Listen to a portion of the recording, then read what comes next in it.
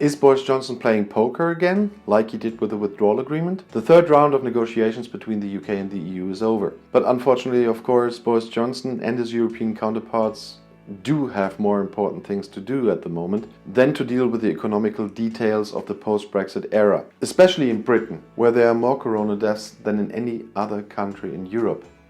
And I sincerely am sorry for that. The crisis requires full government attention. And the fact that negotiation teams from the EU and the UK have recently met again in video conferences shouldn't change that. After Brexit, of course, it's in the interest of both sides to find an agreement to prevent the checks and controls from January 2021 that would happen without any other agreement than the withdrawal agreement we already have. But that there's not much progress is mainly due to Johnson. And I'm not the only one in the EU believing that Boris Johnson speculates that the closer the deadline comes, the more concessions the EU will make.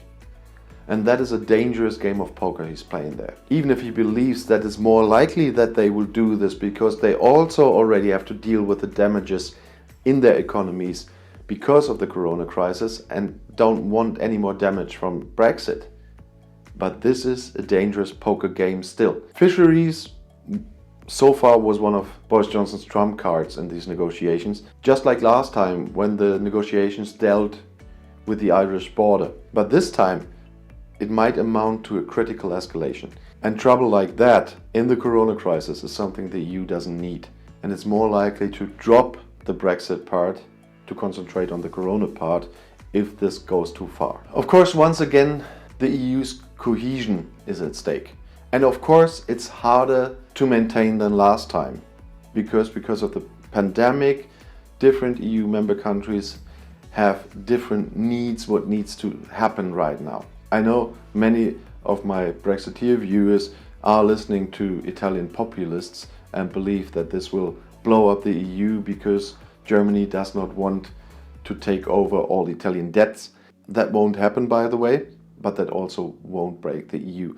It is a difficult situation, but it will be sorted and the EU will still be there. Of course, Boris Johnson is trying to use the situation to play the interests of one member country against the other in his advantage for the post-Brexit era. For example, the French fishermen really have to worry about their jobs if Boris Johnson would get his way about fishing in the economic discussions. But let's stay realistic here. Looking at it soberly, the bottom line is that the British side has far more to lose than the EU. If there's WTO, the damage to the British economy will be much higher than the damage to the EU economy.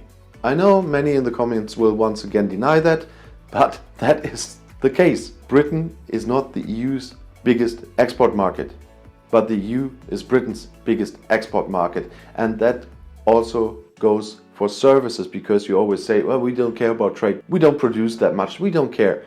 But your services are at stake too. If we don't have an agreement, try to enter the internal market with your services. And this wonderful free trade deal with the USA, Boris Johnson is always promoting over and over again. First of all, there are a lot of traps in these negotiations. You probably have seen my video about the US negotiating paper. And anyway, it doesn't change anything about our negotiations significantly. It wouldn't hurt if the British Prime Minister drew up a cost-benefit calculation before continuing with his poker game. And if you want to know more about European politics from a German point of view, I put my next video again in the end screen. Click and enjoy. I'll see you there. Viel Spaß!